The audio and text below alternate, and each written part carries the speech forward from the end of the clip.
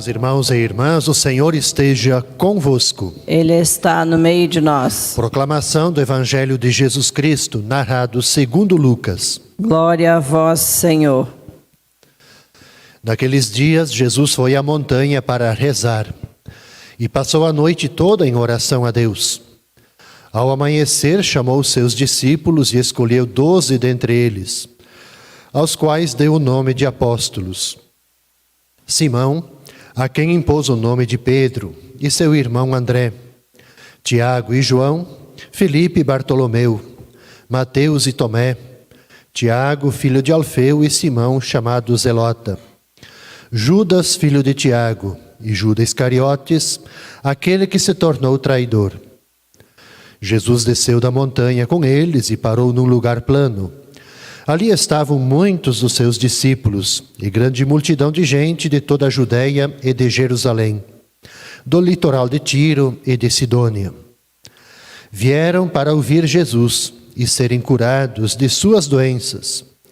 E aqueles que estavam atormentados por espíritos maus também foram curados.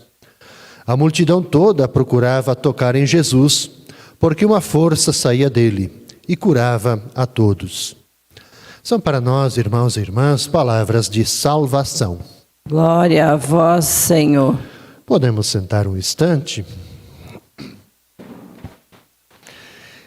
Eu quero só fazer 2 comentários dessa liturgia.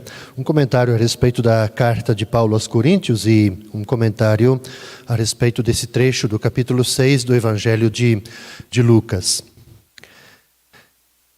Que para mim a primeira leitura tem um elemento importante que de fato dá identidade daquilo que nós somos como cristãos. Quando eu estava lendo essa leitura, eu lembrei de um livro, Uma Religião para Ateus, onde que a pessoa que escreveu esse livro, ele se referia exatamente a esse ponto, mais ou menos esse ponto que está aqui nessa leitura, daquilo que é caro para nós como cristãos. Entre nós não pode haver divisão. Não pode. Que é exatamente um dos grandes temas que Paulo trata na carta à comunidade de Corinto. E se porventura, o Paulo vai dizendo, né, em vários trechos, se porventura há conflito dentro da comunidade, não tem que trazer gente de fora para resolver. Como era a situação aqui. A ideia aqui, que originou conflito, era o quê? Que entre os cristãos havia desavenças, conflitos, e trouxeram para resolver a questão um juiz, um apaziguador pagão. E Paulo diz, não... Entre cristãos, primeiro, que não tem que ter divisão. Inclusive ele vai dizer aqui, é uma grande falta entre vocês haver processos entre vós. Não pode. Está no DNA do cristão ser pessoas de relação. Quando se diz pessoas de relações, não é que não pode ter opiniões diferentes, mas que mesmo tendo opiniões diferentes, ideias diferentes, haja entendimento, haja respeito à pessoa que está aí. E que se por algum motivo ou outro surgirem desavenças, que essas desavenças elas sejam conversadas, refletidas, solucionadas dentro da comunidade cristã. O próprio São Francisco, quando ele começou a pensar a vida franciscana, começou a ter os primeiros seguidores, ele também dizia isso, que se houver algum acontecimento dentro da comunidade, primeiro que se resolva entre as duas pessoas que se desentenderam. Se não houver solução entre as duas pessoas no diálogo, chama-se uma terceira. Se não houver a solução ainda com uma terceira, chama toda a comunidade para participar, para ajudar. Então, aqui tem algo que é muito importante para nós, que vejo que para nós, pensando da comunidade cristã, com os princípios que a comunidade cristã, a partir do Evangelho, que nós temos, como princípios de vida, não é que a gente tem que viver numa bolha, fechado sobre nós mesmos.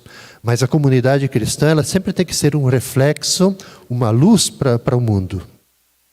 dos valores que necessitam ser vividos. E um dos grandes valores é exatamente isso: o diálogo, as relações entre as pessoas, o respeito ao outro, o respeito ao pensamento diferente, enfim, tantos elementos.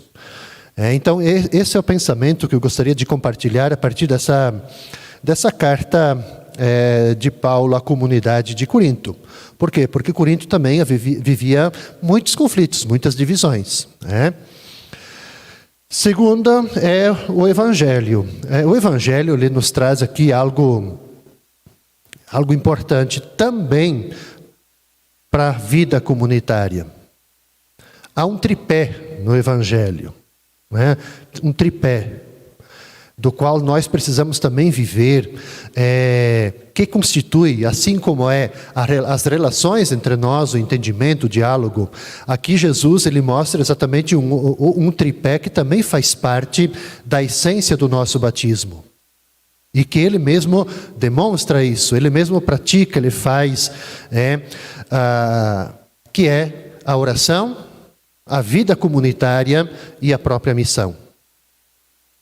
Quer dizer, Jesus é o princípio do Evangelho onde ele vai escolher os 12 dentre os seus seguidores. Ora, ele não vai escolher os 12, aqui. Quer dizer, mostra exatamente que para tomar uma decisão, dentro de uma grande decisão que ele precisa tomar, é necessário buscar essa sintonia, essa relação, essa intimidade com Deus. Então, a dimensão da espiritualidade, essa intimidade com o Senhor, é fundamental para a vida da gente também. Nos nossos momentos que a gente tem que tomar alguma decisão, perspectiva de vida, as dúvidas que surgem, Jesus nos ensina que nesses momentos é importante a gente buscar a intimidade, o silêncio, a proximidade com o Senhor. Momentos contínuos e privilegiados de encontro, de oração, enfim.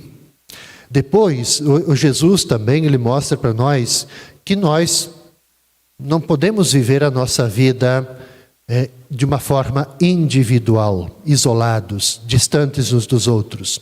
A vida cristã, e não é só a vida cristã, mas nós, enquanto seres humanos, nós somos fomos criados e para sermos pessoas de relação, também faz parte da nossa vida, a essência da nossa vida cristã, do nosso batismo, é a vivência comunitária, que é o que fez Jesus. Jesus não queria praticar, não queria realizar a sua missão sozinho.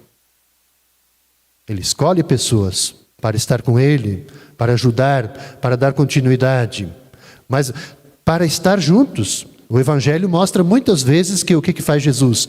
Depois de dias intensos de atividades, o que ele faz? Ele se retira com os discípulos, descansa, come, junto com eles, reza juntos com eles.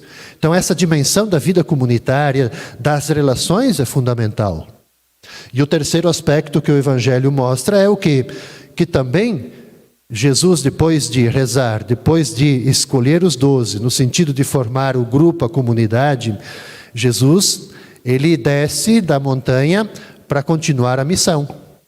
E lá na planície, o Evangelho diz que tinha muita gente esperando ele, Muitos queriam ser curados das suas doenças, muitos estavam atormentados, muitos queriam somente tocar em Jesus porque percebiam que dele saía uma força. Quer dizer, aqui está para nós, da mesma forma, aquilo que é esperado de cada um de nós pelo nosso batismo. De a gente também, cada um de nós nos sentirmos enviados em missão, onde nós estivermos. Quando a gente fala de fazer enviados em missão, a gente às vezes fica pensando que a gente tem que fazer coisas extraordinárias, Tem que fazer... Não é isso. Olha o que Jesus faz. Jesus vai ao encontro das pessoas. Jesus se interessa pelas pessoas. Jesus se deixa tocar pelas pessoas. Jesus se deixa, além de deixar tocar, ele fica tocado pela situação das pessoas. Ora, nossa missão é a mesma. O que nós não podemos, o que não nos é dado, é a gente ficar indiferente às pessoas. Como igreja, como comunidade. Talvez o pior gesto que a gente pode realizar é a gente ser indiferentes à vida das pessoas pelo que passa as pessoas. Seja no campo espiritual, mas também no campo assim, existencial, material. Então aqui está, eu acho que 3 elementos que eu sempre digo assim, aqui constitui exatamente o tripé da essência do nosso batismo, junto com aquilo que está na primeira leitura. A oração, a vivência comunitária. Então, na vivência comunitária casada com a primeira leitura, na vivência comunitária, sim, pode ter conflitos, pode ter discussões, pode surgir indícios de divisões, mas isso tem que ser resolvido dentro, no ambiente da comunidade, no diálogo, na escuta. E, acima de tudo, o nosso batismo ele nos confere esse poder da missão. Realizarmos e sermos instrumento de Deus, instrumentos do Evangelho, aonde nós estivermos. Na casa, na família, no nosso trabalho, no ambiente das nossas relações. Que Deus nos ajude, que tanto o que nos pede Paulo, como o que nos pede Jesus no Evangelho, possa ser para nós, de fato, a essência também da nossa vida cristã no nosso cotidiano. Assim seja. Assim seja. Seguimos, irmãos e irmãs,